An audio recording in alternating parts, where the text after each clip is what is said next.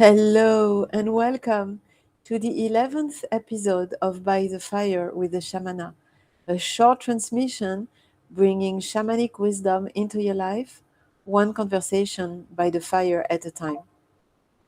It is intended as a form of medicine to heal, open perspective, raise consciousness, and help you regain more freedom and power over your life. If you are curious to discover why spirituality has very little to do with levitating above your yoga mat and far more to do with expressing spirit through the life you are already living, today's episode is for you. Before we begin, I want to invite you to pause for a moment. You are obviously coming from other activities, other thoughts, and right now we are opening together a sacred space for this transmission. So I invite you to take a few deep breaths. You inhale through the nose and you exhale through the mouth.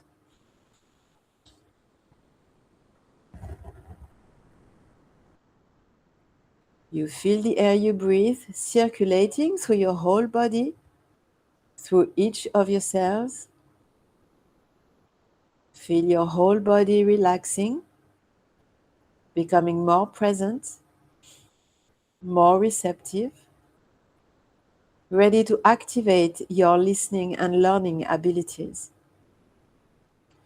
And as you arrive more fully into this space, ask yourself, what is your state in this moment? How do you feel? It can be good, bad, it doesn't matter. We just need to include in the field what you feel, how you feel, sorry. And if there is a comment section on the app where you're listening to this episode, I invite you to write how you feel there so we can include it together in this sacred space. And when you feel ready, enter. Earlier today, I came across a definition of spirituality that made me pause. The Oxford Dictionary defines spirituality as, quote, the quality of being concerned with the human spirit or soul as opposed to material or physical things. And as I read it, I realized there might be a misunderstanding here about spirituality with the words as opposed to. Because if spirituality and matter are opposites, we immediately find ourselves in a dilemma. Do you focus on the soul or on the matter? On consciousness or on business? On inner growth or on material success?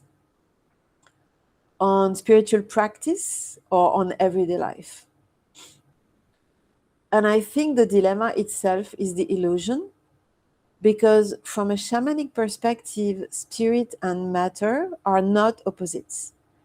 They are different expressions of the same reality. Matter is spirit made visible, and spirit is matter in its more subtle forms. For instance, the tree is spirit expressing itself as a tree. The river is spirit expressing itself as a river. And you are spirit expressing yourself through a human life. And this changes the relationship between spirit and matter. Because if spirit can express itself through a tree, a river, an animal, or a human being, then matter cannot be separate from spirit. Matter becomes one of the ways spirit expresses itself, one of the ways it becomes visible, it becomes experienced. And from this perspective, spirit and matter are not enemies, they are partners. Matter gives spirit form, Spirit gives matter meaning. Neither is complete without the other. Because if spirit is considered superior to matter, then the spiritual path becomes a journey away from the physical world, away from the body, away from desire, away from work, away from money. I mean, away from human experience itself. But if spirit and matter belong together, then the question changes. The question is no longer how do I transcend matter? The question becomes how do I bring spirit into matter? How do I bring consciousness into my choices? How do I embody my values? How do I express what I know at the level of spirit through the reality of my everyday life? Because an idea that is never lived remains an idea. A value that is never embodied remains a concept. A calling that was never expressed remains potential. Matter is what allows spirit to become visible. It is where spirit takes shape. So perhaps spirituality is not the rejection of matter, it is the conscious meeting point between the invisible and the visible, between potential and manifestation, between spirit and form. Now, as in every episode, I would like us to experience this transmission together. Before we begin this exercise, just a quick reminder to use your judgment and stay safe if you are driving or doing any activity that requires your full attention. I invite you to grab a pen and a paper and answer this question. What are my beliefs about spirituality? Take the time you need to let the answers emerge. Okay. Next question would be, where do those beliefs come from? Are they cultural, religious? Do they come from your family? Next question, do I still fully believe this is the right definition for me? Does it support my life? Does it support my development as a human being?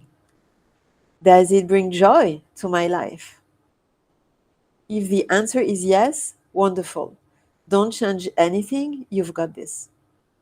If the answer is no or I'm not sure, remember something very simple. A belief is just a story you tell yourself, a narrative that was constructed through life experience, through a significant event, or that was inherited from someone else. But you are the authority in your own life.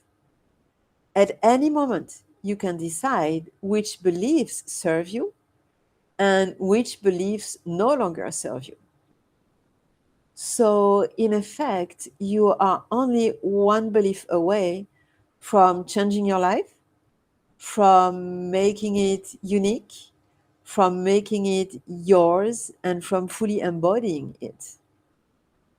The spiritual path allows you that choice because of self-awareness. Only you can walk the path, and only you can decide which definition of spirituality helps you become more fully yourself. Now, as every week, I would like to leave you with a simple integration practice to continue exploring this concept during the week ahead. During the week, pay attention to the beliefs you express in conversations. You can do this exercise in real time as the conversation happens, or if that feels easier at first, you take a few minutes in the evening and you reflect on the conversations that stood out to you during the day. Notice whether there was a moment when you expressed a belief.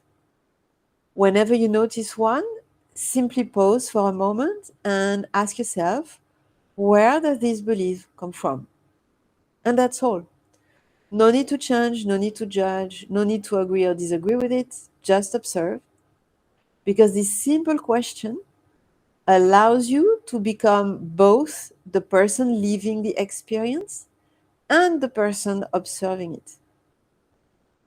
Remember that awareness is where transformation begins. So, what this episode invites us to remember is that a definition creates a framework. A framework creates a way of experiencing reality.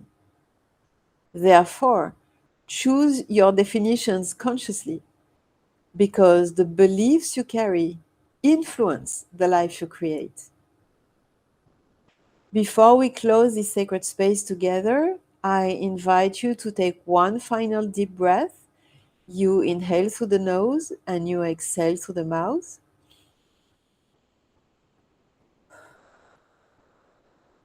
And you simply notice how you feel compared to the beginning of the episode.